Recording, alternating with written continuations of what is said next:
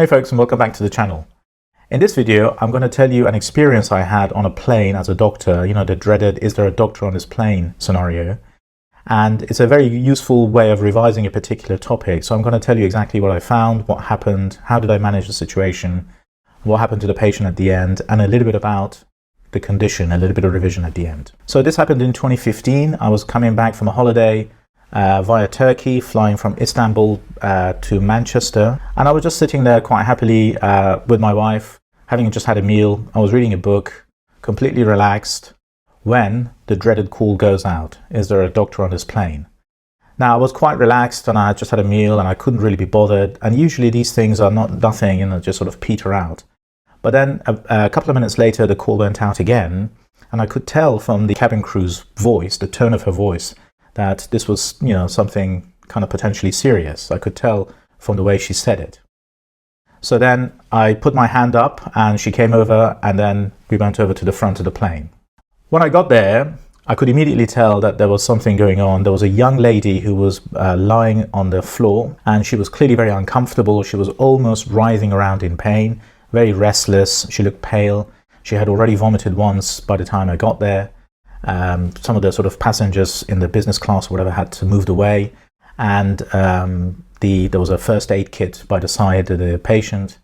And so I thought, well, obviously there's something going on here. So I sat down next to her and started talking to her. And instead of me just sort of rattling through the story just verbally, I made some notes at the end when I was handing her over to the ambulance person. So let's just go through the notes, because it gives you the sort of history and the chronology very well. So these are the notes that I made during the flight at the end on a random scrap piece of paper to hand over to the ambulance person who was going to take her to the hospital. So I started talking to this young lady, let's call her Jane. And Jane was 27, and she already had a background history of Crohn's disease. She had already had an operation, an ileostomy, back in 2010, so 5 years previous to this situation. In some other hospital. So she already knew her diagnosis, and she had already had an operation for it. She had been completely stable since 2010, or since the time of her diagnosis.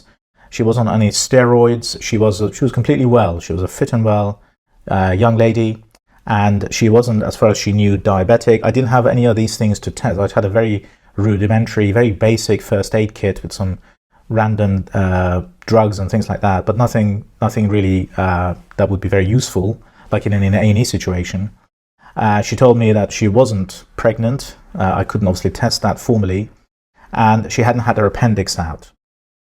So these are the significant negatives that I put down on the paper for the next person.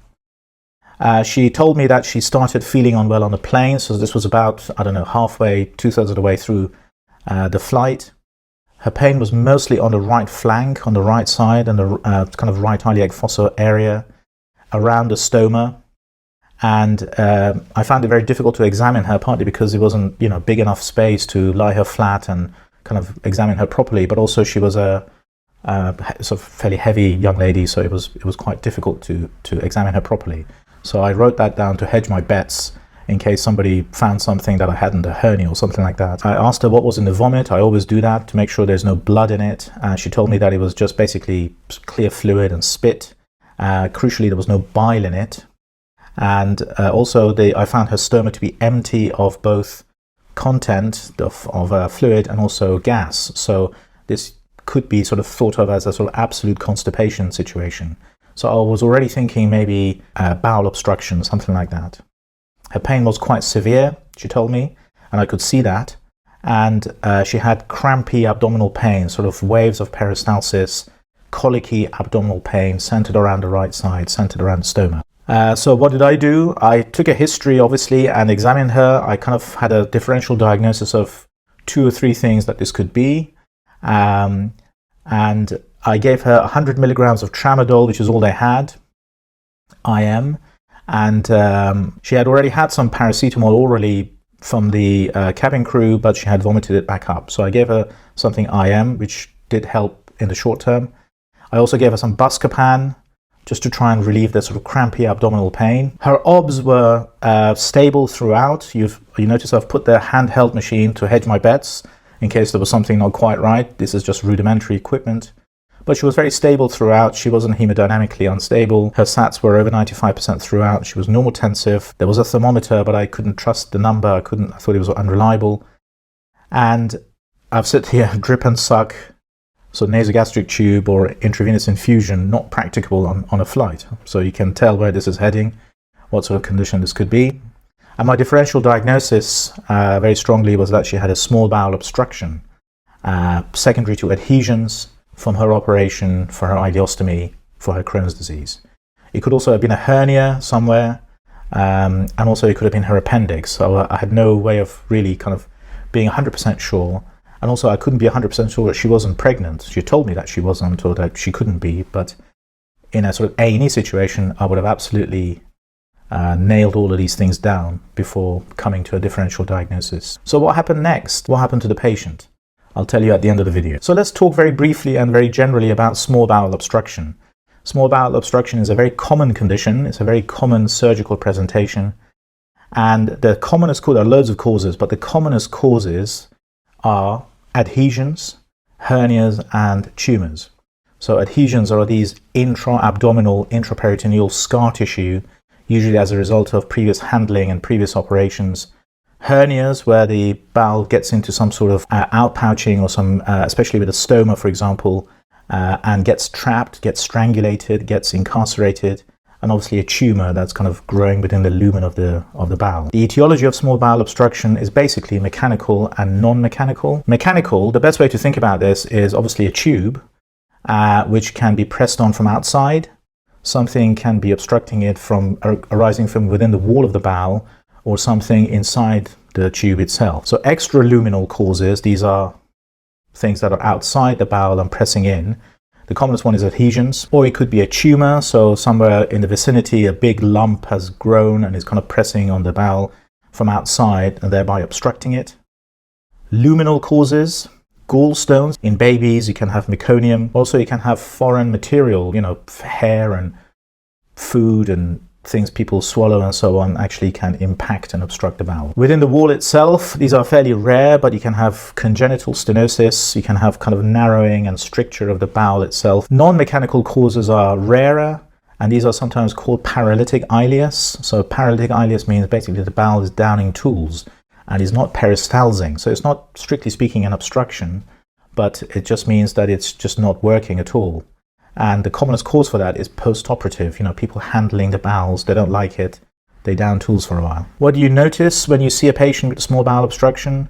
They have colicky abdominal pain, so colicky implies waves of peristalsis against some sort of closed, obstructed system.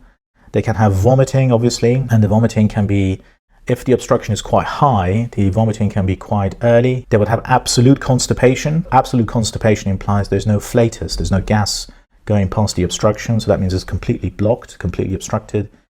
And they get abdominal distension, as you would expect, because everything just kind of balloons out and gets bigger. Speaking of abdominal distension, if you send them for a plain abdominal x-ray, you would see something like this. So these are very dilated loops of small bowel. How do I know it's small bowel? Because the dilated loops of bowel are central, and also they have these things called valvulae conniventes, the lines that go all the way across. If you suspected a perforation, you would do an erect chest x-ray as well to see if there's any free air under the diaphragm. How do you manage a patient with small bowel obstruction? Well, a lot of it depends on the cause, but the common theme is that you obviously have to resuscitate the patient and make them sort of better before you find out what's going on and do something about that. And the way you do that, you keep them nil by mouth, otherwise they would vomit everything back up. You put an NG tube down to decompress the bowel and also to stop them vomiting and potentially aspirating. You put in a urinary catheter to measure their urinary output. This is called a drip and suck. You give them strong analgesics, ideally strong opiates, antiemetics, antibiotics, and all the usual stuff. But essentially what you want to do first is kind of make them better and resuscitate them, then find out what's going on, and then do something about that. So you're probably wondering what happened with Jane.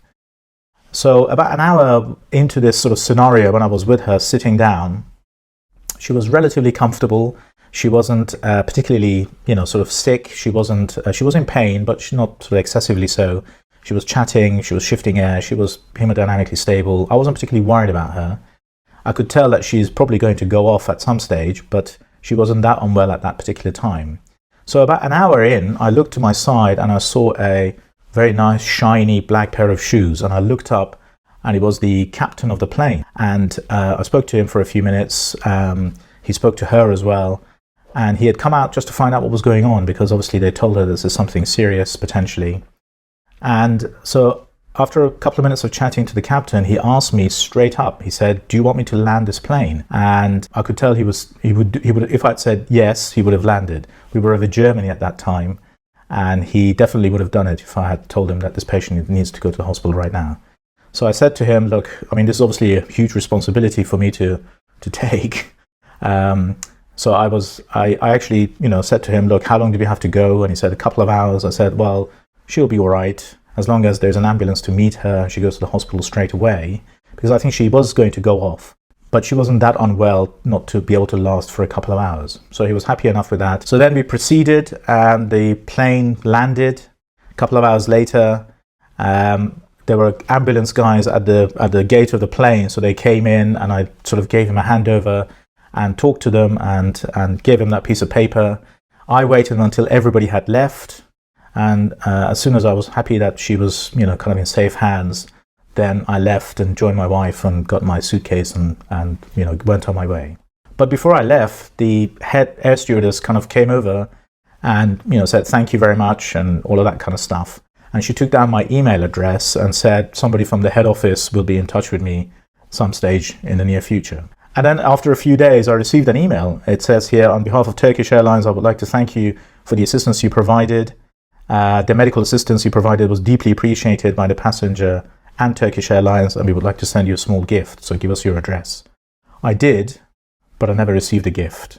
So make of that what you will. So what happened to Jane, the patient, in the end? With her permission and with her consent, I took her mum's phone number, and a couple of days later, I called her mum. And she told me that, as soon as she'd left the plane, they'd taken her straight to the local hospital, and she actually did have small bowel obstruction secondary to adhesions, and she had ended up having an operation to relieve that, and she was absolutely fine. So I thought this was quite an interesting experience and gave me a little hook to use it as a bit of revision for small bowel obstruction, which is quite a common surgical presentation, but also a very common exam question as well. Hope you found that useful and interesting. I'll see you on the next one.